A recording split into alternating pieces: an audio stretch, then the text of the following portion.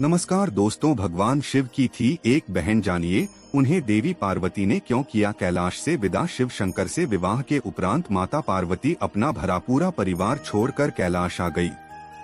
वह स्वयं को बहुत तन्हा महसूस करती। उन्हें माता पिता का दुलार, सखी सहेलियों का साथ बहुत याद आता। भगवान शिव के मुख से इन्होंने सुनी थी अमर कथा, आज भी होते हैं दर्शन। एक दिन उनके मन में ख्याल आया, काश शिव शंकर की कोई बहन होती जिसके साथ उनका दिल लगा रहता। वह उनसे दिल की बातें करती, कुछ अपनी कहती, कुछ उनकी सुनती, मगर ऐसा संभव न था क्योंकि भगवान शिव तो अजन्मे थे, तो उनकी बहन कैसे हो सकती थी। माता पार्वती ने अपने दिल की बात दिल में ही रखी। शिव शंकर तो अंतर्यामी हैं, उनसे किसी के दिल की बात छुपी नहीं रह सकती। शिव शंकर स्त्री स्वभाव से भी भली प्रकार से वाकिफ थे। भगवान शिव से हुआ पाप मुक्ति दिलवाने वाले को बनाया गुरु। उन्होंने पार्वती से पूछा, कोई समस्या है देवी तो मुझे बताओ। माता पार्वती समझ गई कि शिव शंकर ने उनके दिल की बात जान ली है।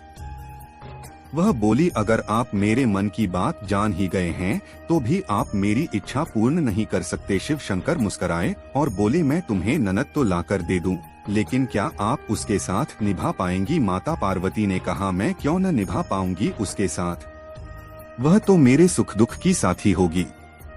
मेरी बहनों के समान ही मैं उससे प्रेम करूंगी। शिव शंकर बोले, अगर आपकी यह ही इच्छा है तो मैं अपनी माया से आपको एक ननद ला देता हूँ। उसी समय शिव शंकर ने अपनी माया से एक देवी को उत्पन्न किया। उस देवी का रूप बहुत विचित्र था। वह बहुत मोटी थी और उनके पैरों में ढेरों दरारें पड़ी हुई थीं। भगवान शिव ने उनका नाम रखा असावरी देवी। माता पार्वती अपनी ननद को अपने सम्मुख देखकर बहुत प्रसन्न हुई। उनकी खुशी का कोई ठिकाना ही न रहा। वह असावरी देवी से बोली, बहन जाओ आप स्नान कर आओ, मैं आपके लिए अपने हाथों से भोजन तैयार करती हूँ। असावरी देवी स्नान करके वापस आई तो माता पार्वती ने उन्हें भोजन परोसा। असावरी देवी ने जब भोजन करना आरंभ किया तो माता पार्वती के भंडार में जो कुछ भी था सब खाली कर दिया। महादेव और अन्य कैलाश वासियों के लिए कुछ भी शेष न रहा। ननद के ऐसे व्यवहार से माता पार्वती के मन को बहुत ठेस लगी, मगर वह कुछ बोली नहीं। असावरी देवी को पहनने के लिए माता पार्वती ने नए वस्त्र भेंट किए, मगर वह इतनी मोटी थी कि उन्हें वस्त्र छोटे पड़ गए। माता पार्वती उनके लिए दूसरे वस्त्र लेने गई तो ननद का मन हुआ, क्यों न भाभी के साथ हंसी ठिठोली की जाए।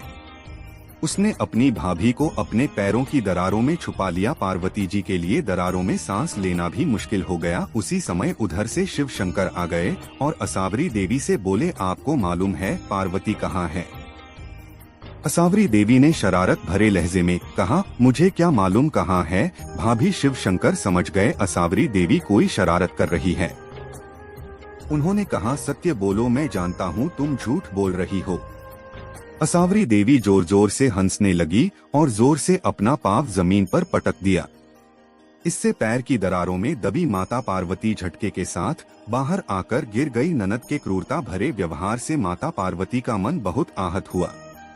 वह गुस्से में शिव शंकर से बोली, आपकी विशेष कृपा होगी अगर आप अपनी बहन को ससुराल भेज दें। मुझसे गलती हो गई जो मैंने ननद की इच्छा की। शिव शंकर ने असावरी देवी को कैलाश से विदा कर दिया।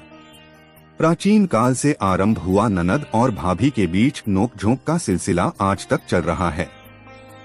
दोस्तों, फिर मिलते हैं अगले वीडियो में। अपना ख्याल रखिएगा। बोलिए हर हर महादेव, ओम नमः शिवाय।